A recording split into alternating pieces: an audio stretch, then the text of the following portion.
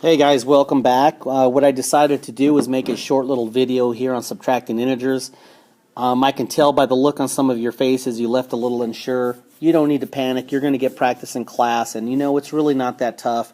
You guys have done more than good on adding integers, and the good thing is we use those same skills when we subtract integers. So, short little video here. First of all, I have a couple number lines here, a couple problems that I'm modeling for you. I have 8 minus 2. If you take a look at 8 minus 2 on the left, starting at 0, I would travel 8 places to the right, or 8 units to the right. And then from there, I would add a negative 2 or minus 2, however you want to look at it. That would cause me to go 2 units to the left. I would end up at a 6. Again, 8 minus 2 and 8 plus a negative 2 would end up with the same answer of 6. On the second example of negative 3 minus 4, if you take a look at it, starting at 0, I would travel 3 places to the left. That would be my negative 3. To that, I would subtract a 4, or I would add a negative 4. In either case, I would travel 4 places to the left and end up at a negative 7. I know it's kind of quick and it could be confusing, but what I'm trying to show you is that when you subtract a number, or if you add its opposite, they have the same effect.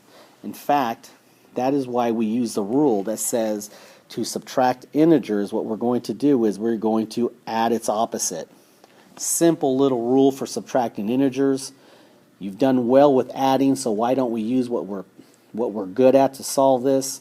And parents, for you, it's a very simple idea, and we've been using 2 rules for adding integers in the class. The first one being if the signs are the same, you take their sum, keep the sign. The second rule, if the signs are different, take their difference, keep the sign of the larger number. And we're going to apply those 2 rules for subtracting integers. So here we go. Example A is 6 minus 4. And I know some of you are looking at this problem and saying, 2, I got the answer. You're right, but we still have to show our work. And again, these are as basic as it gets, and the idea is building those skills for when the problems do get a little bit more difficult.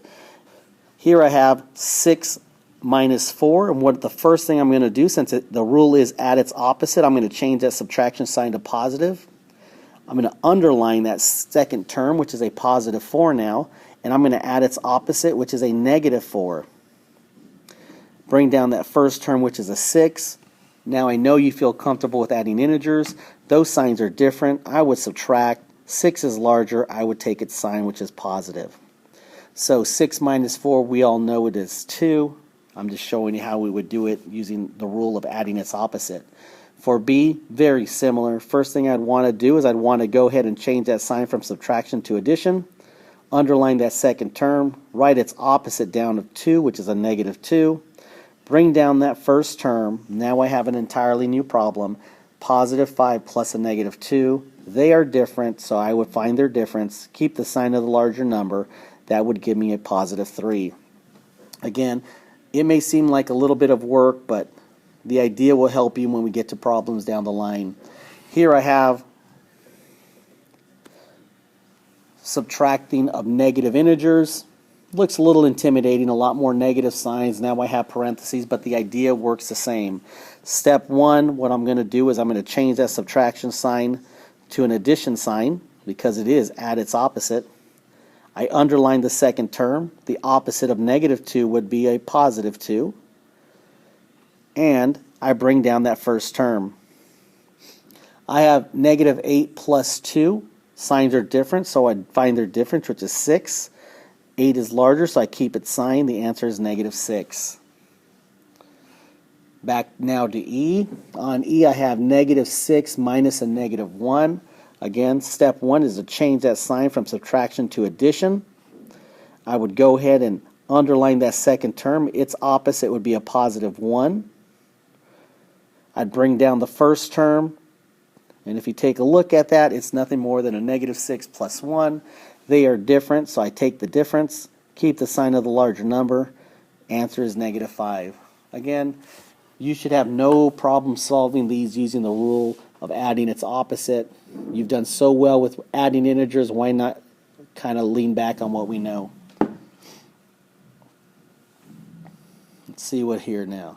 Let's take you to the next page. On this page, what I have here is I have many examples. I thought I would kind of go around, do a couple, leave you with a few to do on your own. You can pause them, work them out, and if you want, you could come to class tomorrow and we'll discuss them and go over them. I'm going to go ahead and try number 4 first. Number 4, I have positive 4 minus 1. Step 1, change that sign from subtraction to addition. Underline that second term. The opposite of 1 is a negative 1. Bring down the first term. Now I have 4, positive 4 plus a negative 1. They are different, so since they're different, I find their difference, which is a 3. Keep the sign of the larger number. My answer is positive 3. I'll do 6, negative 9 minus a negative 4. What I'm going to do is begin by changing the sign to a positive. Go ahead and underline my second term. Its opposite would be a positive 4. Bring down my first term. Signs are different. I would subtract. The 9 is larger. I would keep its sign. The answer would be a positive 5. Again, same process for a little bit different of a question or a problem, and gets me to the result I need. I'll leave you with number 8. I have a negative 1 minus 5. Again, step 1, change the sign to addition. Step 2, underline the second term and find its opposite, which would be a negative 5. Bring down the first term. Here, in this case, I'm adding two signs that are the same. Signs are negative, so I keep the sign. My answer is negative 6. So I've given you about 5 or 6 different examples of what we do when we subtract integers. Very simple. We're using something we've done very well, which is add integers. Fortunately, the rule is add its opposite. So we change the sign to addition. We underline the second term, write down its opposite, and then we add. So I've left you with a couple of examples there. You can pause the video, work them out, discuss them with your parents. Parents, I'd encourage you to put your child at ease. They're doing wonderful. Talk to them about adding integers, what integers are, and you'll probably be a little bit impressed. So hopefully this helped you. I'm going to let you know it's online here in a few minutes, and good luck with it.